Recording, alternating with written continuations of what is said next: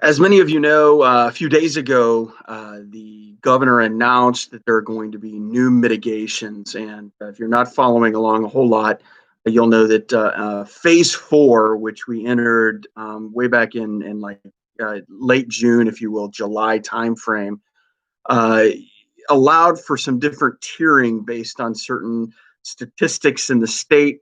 Through October, we started having some new and additional mitigations. And ultimately, what happened was they announced on Tuesday, the beginning on Friday, that there were going to be mitigations that affected the entire state. Basically, they put the entire state into what they call tier three mitigations. Now, the vast majority of these mitigations really don't necessarily apply to chiropractic physician offices or physician offices and as a whole, but there are a few provisions that we wanted you to be aware of and also give you some guidance on, so that you know what to do beginning tomorrow. And so basically, everything that we have been recommending all along is absolutely still in place. In other words, a mask for all staff at all times, mask for patients at all times, and really no leniency in either one of those situations. It protects both you and the staff.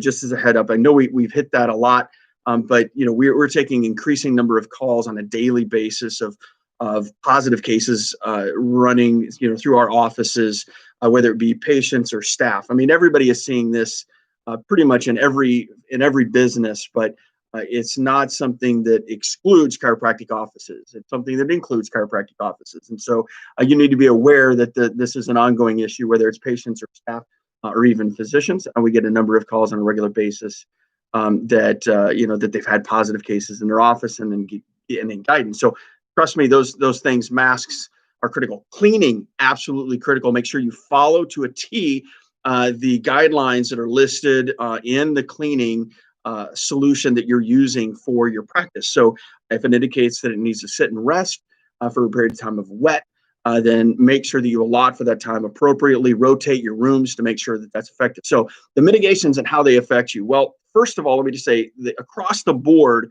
all businesses appear to have a 25% capacity limitation as far as the number of people, and what they're calling it is customer-facing activities. And so that's really, really important for you to know, so that really what we're recommending at this stage is, to make sure that you can space your patients appropriately is kind of go back to that parking lot waiting room, right?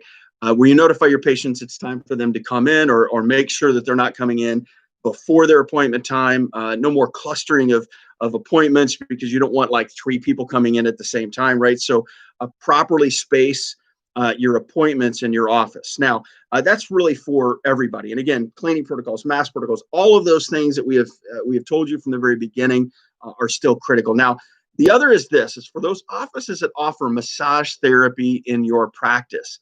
That begins to shift because they have taken massage therapy, and under personal services, they've made some very, very important mitigations. First of all, any massage therapy that's performed at all at this stage must be ordered by a medical provider. It must be deemed necessary by a medical provider. That means if you're offering relaxation massages that aren't a part of a treatment plan in your practice, that will have to cease beginning tomorrow. Second is this. If you have a patient that says, "Hey, I really think I need a massage. Would you write me a note so I can go to my massage therapist and get a massage?"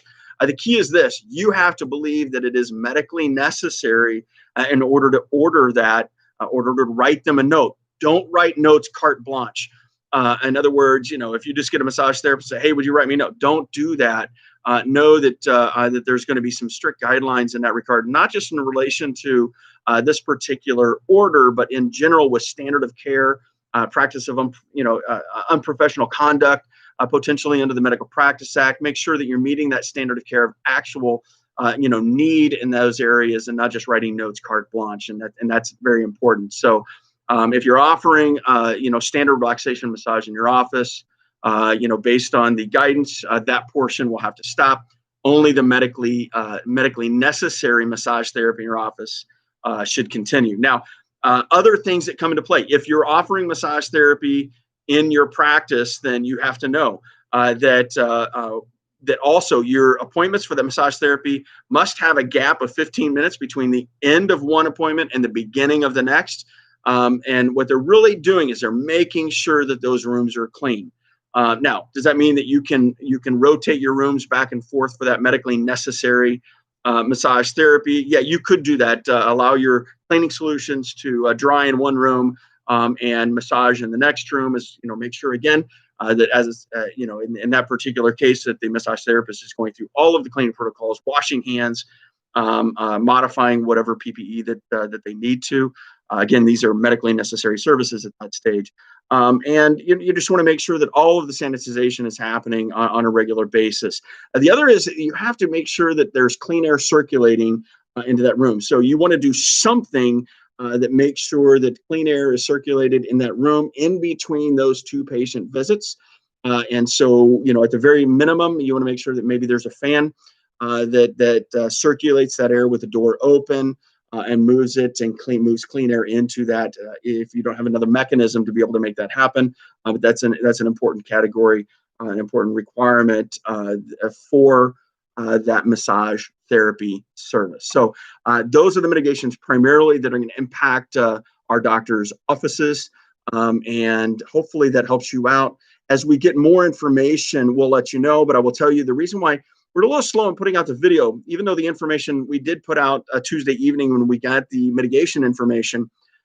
We wanted to make sure, so we've gotten clarification from both the Illinois Department of Public Health as well as the governor's office. We've been in contact with both to get clarification on a few different of these provisions because we want to make sure that we gave you the most accurate information possible. So hopefully this helps you out, and we'll catch you the next time we have an update. Thank you.